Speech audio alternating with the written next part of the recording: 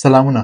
کله چې روژه شروع شي نو زمونږ په دسترخوانونو کې خامخا کجوري وي. څوک په روژه ماته کې، څوک په سحري کې یعنې پشمني کې خامخا مختلف قسم کجوري خوري او مارکیټونه ډک شي.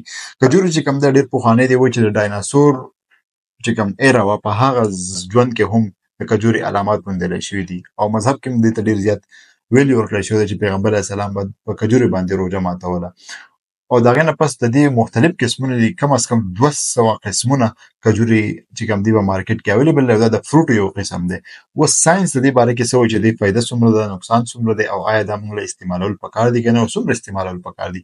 نو که موږ چېرته 100 ګرامه کجوره راواخلو، 100 ګرامه کجوره به دومره به 100 ګرامه کجوره وي، نو په دې کې تقریبا 280 کیلریز دي. 15 پکې چې کوم دی کاربوهایډریټس کوم چې خواږه دي، فایبرز دی پکې، پروټین دی پکې، پوټاشیم دی پکې، مګنیشیم دی، کاپر دی، منګنیز دی، آیرن دی، ویټامین دی.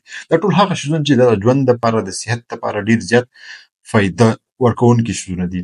د دې چې کوم کار دی انټي اکسیډنټ په تور باندې استعمالیږي، لکه په وجود کې چې مختلف هغه شیزونه پیدا کیږي چې وجود ته نقصان ورکوي، نو په دې کجورو کې د شیزونه موجود دي چې هغه ورو کموي. دا د دماغو چې کوم صحت دی هغه بهتر کوي. دا چې کوم دی انسان له انرژي ورکوي ایز ا بوسټر. تاسو مختلف قسم ډرینکس کوي هغې ته د انرژۍ د سیوا کولو لپاره، د هغې په ځای باندې که تاسو کجورو استعمال کوئ، د دې بوسټر افیکټ ډېر زیات نیچرل د سیوا دی په نسبت د دې.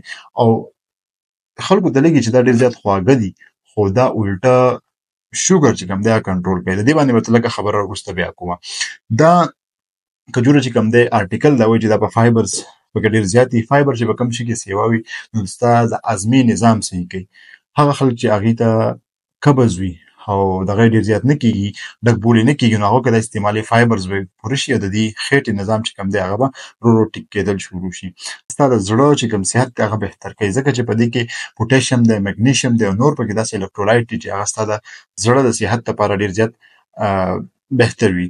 دا چې کوم دی نیچرل سویټنر دی. سویټنر دی ته وایي چې کوم شي ستا له خواږه درکوي، خو دا هغه قسم خواږه دي چې هغه د چینۍ والا نه دي، ګوړې والا نه دي، پروسس شوي نه دي، په نیچرل قدرتي طرز باندې پراته دي. کوم شي کې چې قدرتي طور باندې خواږه پراته وي هغه ستا چې کوم د شوګر لیول یې هغه مینټین کوي، بجای د دې چې تاله ډېر زیات شوګر درکړي.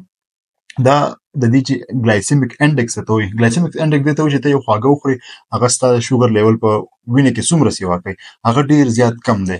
که دومره خواږه ته چېرته چیني یا ګوړه یا مټایي یا بل شی وخورې، هغه ستا شوګر یو دم شوټ کړي. خو په دې کې خدای پاک داسې قدرت اچولی دی چې دا دې خواږه خو ستا ګلایسیمیک انډیکس هغه شانتې نه سیوا کوي. په دې کې داسې الکترولایټس او نیوټرن موجود دي چې دا ستا د هډوکو د صحت لپاره ډېر زیات ښه دي. پای کې فاسفورس شو، کیلشیم شو، مګنیشیم شو، دا پکې ډېر زیات مقدار کې موجود دي.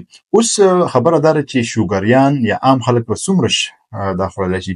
نو عام خلکو دپاره کم از کم یو که 3 دانې کجورې دي خوري نو دا بهتر دي، او شوګریانو دپاره 2 دانې هم کافي دي. که عام خلک دي 4 دانې هم وخوري نو ښه وي. بل د دې دا کار دی چې دا ستا ډایجیشن چې کوم دی هغه لږ په طریقه کوي باندې، لکه ستا هضمي نظام چې په طریقه کوي. نو که تاسو په سحري کې یعنې په پشمني کې هم وخورئ، تاسو سره به ډېر ټایم دپاره انرژي په وجود کې موجود وي او تاسو به یو دم لوږه نه محسوسوئ. د هر شي ډېر زیات سیواوالی چې کوم دی هغه نقصان ورکوي. نو که تاسو په یو ځای باندې کجورې زیات خوراک شروع کوي نو دا به بیا تاسو له خامخا نقصان درکوي. د هر شي فایدې او نقصانات وي، خو که تاسو په ترتیب باندې استعمال کړئ تاسو به ډېره فایده درکوي. کجورې په خپل خوراک کې د رمضان نه علاوه هم شاملول غواړي، خو زیات نه زیات 2 دانې، د شوګریانو لپاره، د عام خلکو لپاره 3 دانې. په لوی الله مو سپارم. سلامونه.